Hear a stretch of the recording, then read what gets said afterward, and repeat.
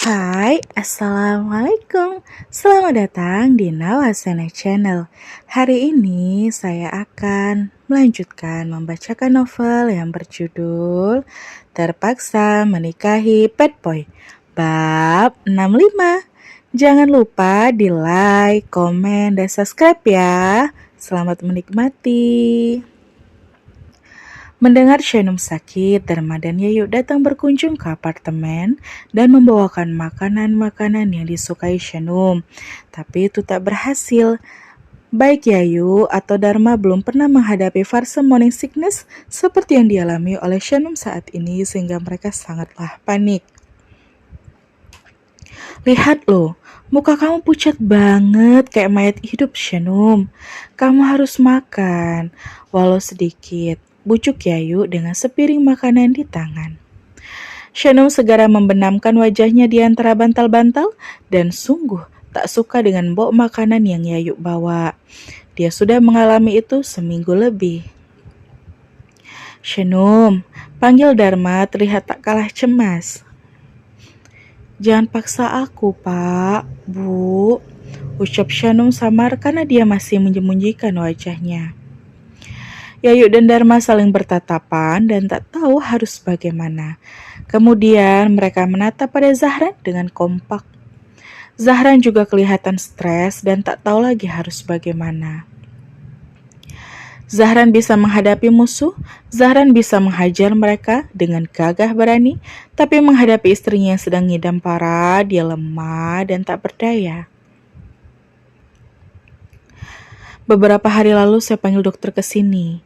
Katanya ini sesuatu yang normal, tapi tetap harus dipaksa untuk mendapatkan asupan nutrisi. Dokter juga ngasih beberapa obat dan vitamin, tapi tetap aja kayak gini. Jelaskan Zahran kebingungan. Ibu gak pernah hamil sih, jadi ibu gak tahu persis bagaimana rasanya, kata Yayu. Dharma menghela nafas lalu akan berusaha membujuk sekali lagi. Shenum, mana boleh kamu begini? Ada janin yang harus kamu pikirkan juga di dalam perutmu. Dia itu sudah ada, hidup di dalam dirimu. Dia juga butuh makanan. Paksalah, makan apa saja selain nasi. Zahran mendekat dan mendekatkan wajahnya pada Shenum yang pura-pura tidur, seperti anak kecil yang merajuk. Kalau kamu kayak gini terus, apa mungkin bapak sama ibu tenang pergi ke tanah suci? Kan kamu bilang, kamu mau antar mereka ke bandara. Mereka akan berangkat minggu ini loh, bisik Zahran.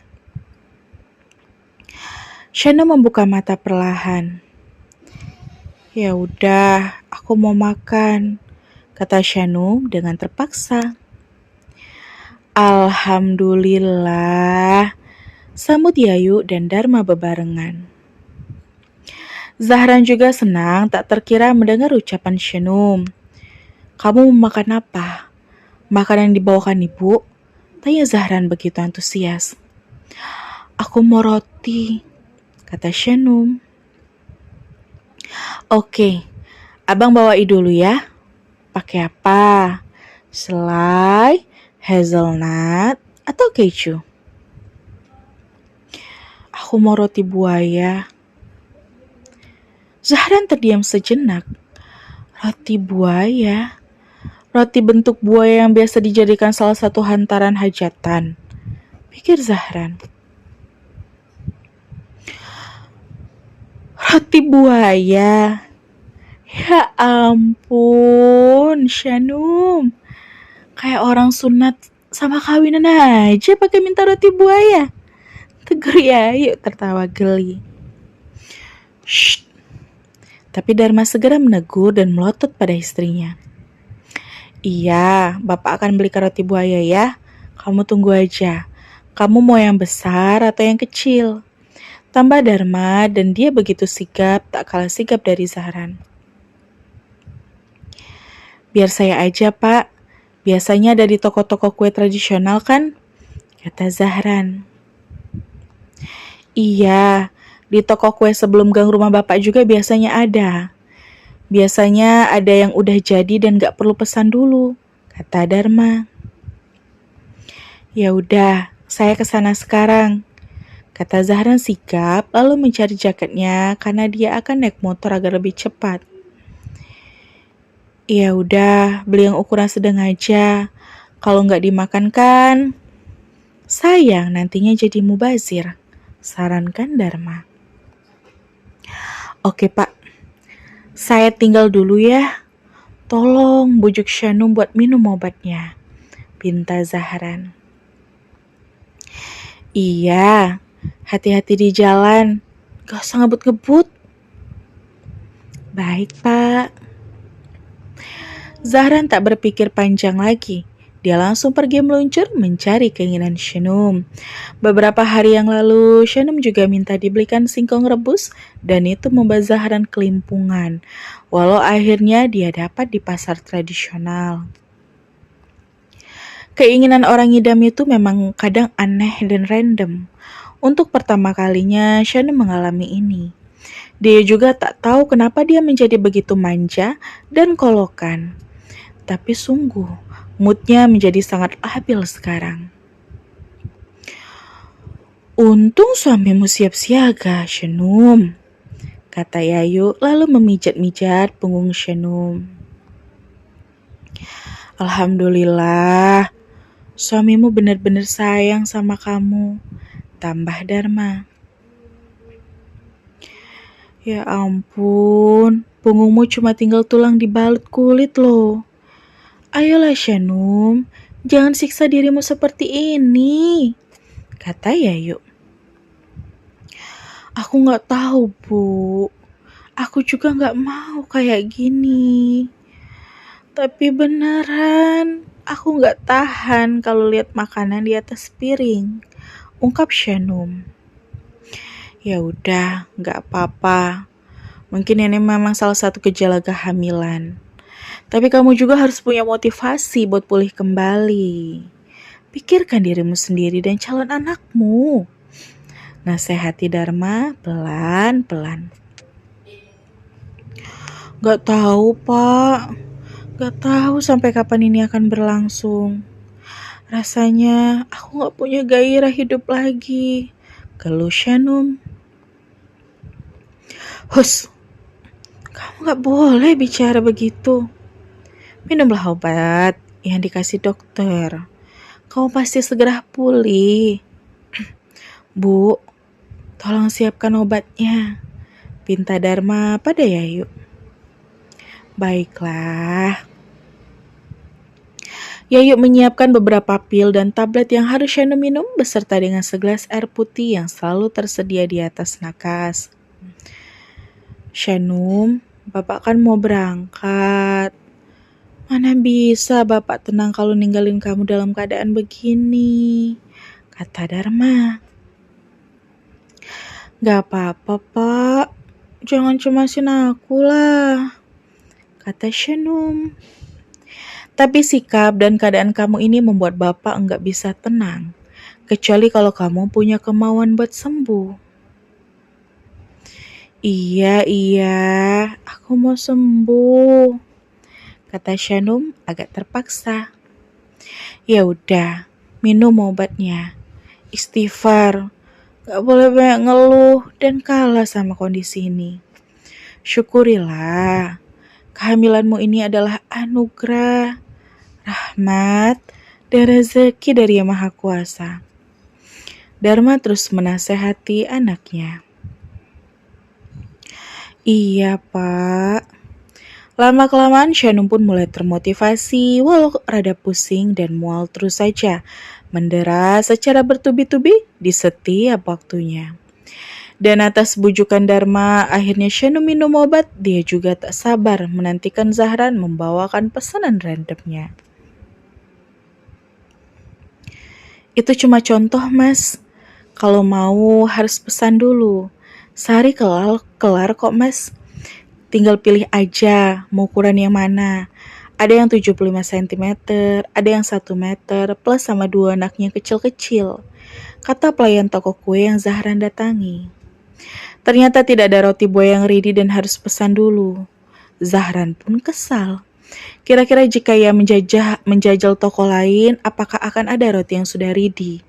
Atau harus pesan juga? Gimana mas?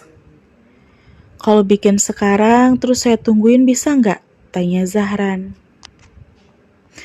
Dari bikin adonan, resting adonan, sampai pemanggangan akan butuh waktu berjam-jam mas. Kalau mau hari ini juga, pasti jadinya nanti agak sorean. Kalau enggak, ya malam. Toko ini ada cabangnya nggak? Coba tanyain, apa di toko lain ada roti yang udah jadi? Sama aja mas, buat roti jenis ini memang kami nggak tiap hari sedia. Hanya memproduksi kalau ada pesanan aja. Karena roti ini biasanya ada pas buat acara tertentu aja. Jawab pelayan itu. Zahran makin gusar. Apa mungkin Shanu mau menunggu sampai nanti sore? Kalau dia ngambek, bagaimana? Zahran jadi dilema. Ya udah, bikinin satu yang paling gede. Usahakan sore ini udah jadi. Zahran memutuskan. Karena kadung banyak tanya-tanya, Zahran akhirnya memutuskan untuk memesan. Sementara dia akan berusaha mencari ke toko lain. Oh, oke mas. Yang 1 meter ini ya? Iya. Ada bonusnya ya mas? Saya bikin dulu notanya. Pelayan toko itu segera menuliskan nota untuk Zahran. Zahran tak peduli berapapun dengan harga yang harus dia keluarkan nanti. Yang penting hasrat dan keinginan istrinya terpenuhi. Harganya 500.000 ya mas. Mau DP berapa? Saya bayar semuanya. Zahran mengeluarkan uang senilai 500.000 rupiah. Oh, oke. Nanti tinggal ambil saja ya mas. Iya, ini notanya dibawa saat akan mengambil. Sore ini ya. Diusahakan sore ini sudah siap mas. Terima kasih sudah memesan di toko kami. Oke.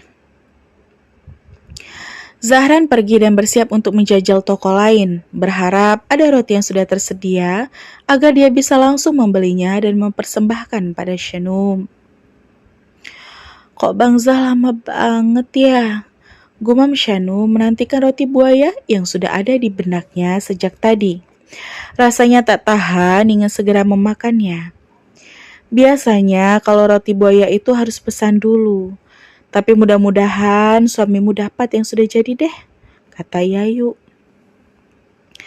Oh gitu ya, tanya Shanum dengan wajah kecewa. Kali ini dia mau diajak duduk di sofa. Sudah seminggu ini, dia hanya terdiam di dalam kamar saja. Shanu benci melihat area dapur. Dia benci dengan alat-alat masaknya. Benar-benar ngidam yang sangat aneh. Tapi bapak yakin kalau suamimu pasti akan cari sampai dapat. Kata Dharma dengan yakin. Semoga ya Allah, kenapa keinginanku random begini ya? Gumam Shanum dan dia benar-benar tak tahan ingin memakan rotinya. Dia menanti sudah 1 jam lebih dan Zahran belum kembali. Zahran sudah mendatangi beberapa toko sampai dia hampir menyerah. Sampai di sebuah toko terakhir yang dia jajal, dia melihat ada seorang ibu dan yang sedang mengambil pesanannya. Dan pesanan itu adalah roti buaya. Zahran jadi ada ide untuk membelinya dari orang itu. Berapapun harganya, yang penting Zahran dapat rotinya sekarang. Asik, roti buayaku udah jadi. Yeay! Seru seorang anak 7 tahunan yang datang dengan ibunya. Iya, jadi besok kamu disunat ya, kata ibunya. Iya bu, aku mau sunat besok. Zahran mendekat lalu agak meragukan. Permisi, kata Zahran menghampiri anak dan ibu itu. Iya, kenapa? Tanya sang ibu. Roti itu harus dipesan dulu ya? Tanya Zahran kebingungan sendiri. Iya, memangnya kenapa? Ibu-ibu itu menatap skeptis pada Zahran. Kalau saya beli lagi roti itu dari kalian gimana? Saya butuh roti buaya yang sekarang juga. Gak bisa nunggu besok. Pinta Zahran tanpa ina-inu. Saya juga pesan dari 2 hari yang lalu. Ini makanan wajib orang sunat. Anak saya mau disunat besok. Gak bisa lah. Enak aja. Kamu pesan aja sana. Kata ibu-ibu itu dengan judes. Om mau disunat juga ya? Tanya anak kecil itu dengan senyum cengir yang mengesalkan. Zahran kesal dan ingin marah, tapi dia harus sabar. Kamu mau apa, hah? Jangan-jangan ini cuma modus. Jangan-jangan kamu mau hipnotis saya ya? Tuduh ibu-ibu itu. Zahran tambah kesal. Sembarangan, enggak lah, kata Zahran ketus. Lantas, saya cuma butuh roti itu. Berapa Anda membelinya? 500.000? 600.000? Tanya Zahran. Ngapain sih tanya-tanya harga? Zahran langsung saja mengeluarkan jurus andalan untuk membujuk sang ibu dan anak itu. Zahran mengeluarkan 10 lembar uang 100 ribuan, yang mana itu sama dengan 1 juta rupiah. Saya akan beli roti itu senilai 1 juta gimana? Untung banyak kan? Kalian bisa pesan lagi. Tapi saya mohon, berikan roti yang sudah jadi itu buat saya. Ibu-ibu dan anak itu malah terbengung dan menatap uang yang Zahran sodorkan. Seumur-umur baru kali ini Zahran menjalani drama pemburuan roti buaya seperti ini. Dan secara kebetulan, di semua toko yang didatangi si roti legendaris memang harus dipesan dulu. Gimana? 1 juta nih? Tanya Zahran tak sabaran. Serius? Apa kamu stres? Ngapain beli roti ini dengan harga segitu? Tanya si ibu masih terbengong. Istri saya lagi ngidam. Mau roti buaya dan saya nggak bisa nunggu lebih lama. Saya nggak peduli berapapun harganya. Yang penting saya dapat rotinya sekarang juga. Tutur Zahran. Oh, so sweet sekali. Ibu-ibu itu jadi ikut tersentuh dengan sikap siaga Zahran. Bu, jual aja rotinya. Kita bisa pesan lagi. Dan sisa uangnya bisa buat beli mainan. Mainan mobil remote yang aku mau itu loh, Bu. Bisik sang anak, dia mulai terpengaruh dengan tawaran dari Zahran. Iya sih, dibeli dengan harga berlipat-lipat begini mana bisa nolak. Ambil uangnya dan berikan rotinya, kata Zahran. Ya udah, tapi ini serius ya. Kamu ikhlas ridho. Jangan diminta lagi duitnya, kata si ibu itu. Iya, ini. Hitung aja uangnya. Zahran segera memberikan uang dan orang itu menerimanya lalu menghitungnya. Ya, ini 1 juta pas. Tolong rotinya, pinta Zahran. Ini, semoga istrinya senang ya. Semoga kehamilannya lancar sampai hari persalinan nanti. Ibu-ibu yang judes itu seketika jadi baik dan mendoa yang baik-baik untuk Zahran. Amin. Terima kasih.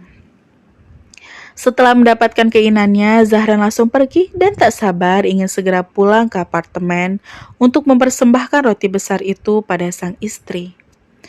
Orang-orang yang melihat aksi tawar-menawar Zahran hanya bisa terbengung dan terheran. Memang begitulah Zahran, apapun akan ia lakukan untuk istri kesayangannya.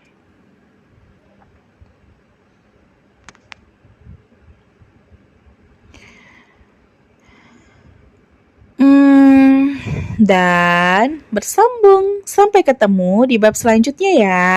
Wassalamualaikum. Maaf ya telat update.